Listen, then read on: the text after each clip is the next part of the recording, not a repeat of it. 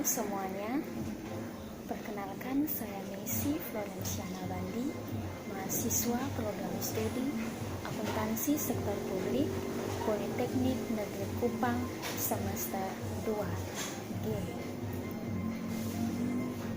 Di sini saya akan mempresentasikan sebuah materi mengenai pendapatan nasional. Saya akan membahas 3 hal, yaitu yang pertama pengertian pendapatan nasional, yang kedua manfaat dari mempelajari pendapatan nasional, dan yang ketiga konsep-konsep dari pendapatan nasional. Teman-teman, pembahasan yang pertama yaitu pengertian pendapatan nasional. Nah, teman-teman, apa sih pendapatan nasional itu? Pendapatan nasional adalah jumlah perhitungan atau pendapatan yang diterima atau pendapatan yang diterima oleh suatu masyarakat pada suatu negara dari penyerahan faktor-faktor produksi dalam kurun waktu tertentu, biasanya selama 1 tahun. Pendapatan nasional ini sering dijadikan indikator untuk mengukur laju perkembangan dan pembangunan negara dari waktu ke waktu. Yang kedua yaitu manfaat mempelajari pendapatan nasional. Nah, teman-teman, apa sih manfaat dari mempelajari pendapatan nasional itu? Nah, manfaat dari mempelajari pendapatan nasional adalah yang pertama, untuk mengetahui struktur perekonomian negara, apakah termasuk negara kategori industri, agraris, atau lainnya. Manfaat yang kedua yaitu untuk mengetahui kemajuan atau perkembangan perekonomian dari tahun ke tahun. Yang ketiga, untuk mengetahui tingkat kemakmuran masyarakat. Manfaat yang keempat yaitu untuk membandingkan perekonomian antar negara di dunia. Dan manfaat yang kelima yaitu sebagai pedoman bagi pemerintah dalam mengambil kebijakan yang berkaitan dengan perencanaan pembangunan ekonomi nasional. Pembahasan yang ketiga yaitu konsep-konsep dari pendapatan nasional. Nah, konsep-konsep dari pendapatan nasional, teman-teman, diantaranya yaitu adalah yang pertama, produk domestik bruto atau disingkat PDB, atau dengan kata lain gross domestic product atau GDP. Nah, teman-teman, pengertiannya adalah jumlah seluruh produksi yang dihasilkan masyarakat, baik produk yang dihasilkan oleh warga negara asing yang berada di dalam negeri maupun warga negara sendiri dalam jangka waktu 1 tahun. Nah, konsep yang kedua yaitu produk nasional bruto atau PNB, atau dengan kata lain gross national product. GNP adalah jumlah seluruh produk yang dihasilkan oleh masyarakat suatu negara tanpa menghitung produk yang dihasilkan oleh warga negara asing di dalam negeri dalam waktu 1 tahun.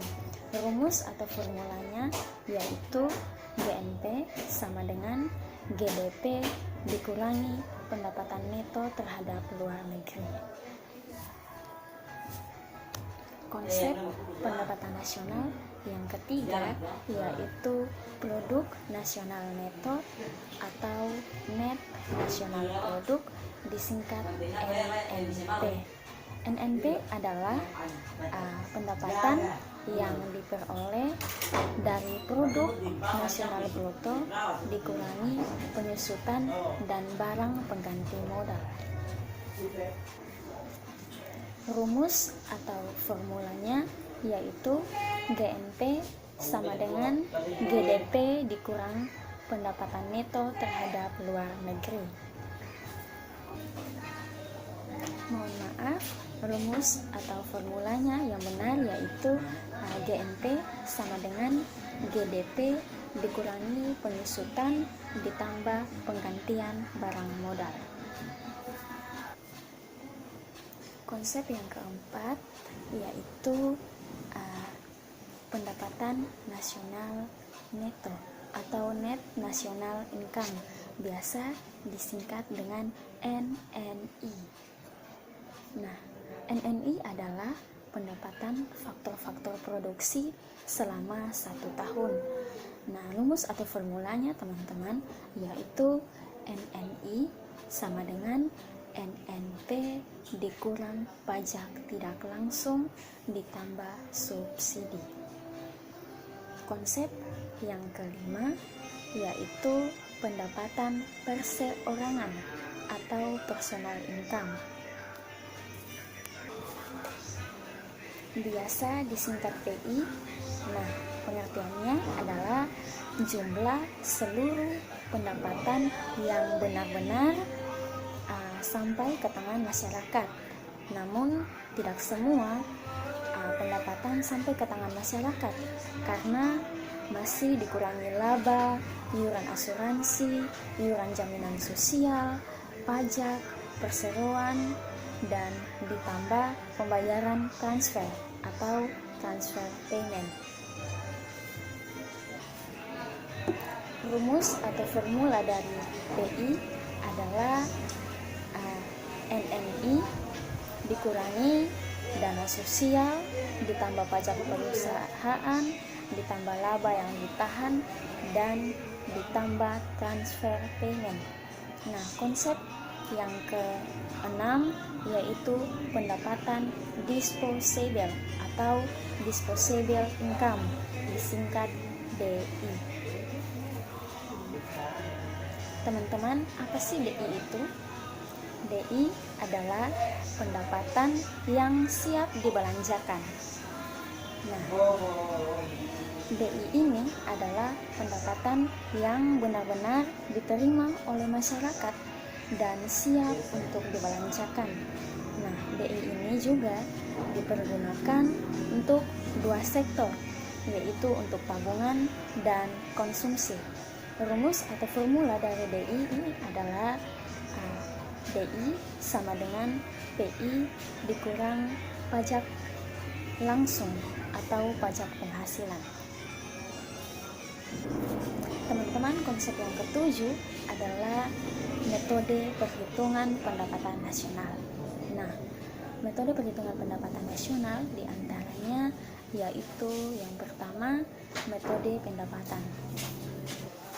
Teman-teman, metode pendapatan yaitu menghitung pendapatan nasional dengan cara menjumlahkan pendapatan yang diterima oleh pemilik faktor produksi dalam suatu masyarakat selama 1 tahun. Nah, faktor produksi yang terdiri dari sewa atau rent, upah atau gaji, bunga atau interest, serta laba atau profit. Formulanya yaitu GNP sama dengan R tambah W tambah I tambah P,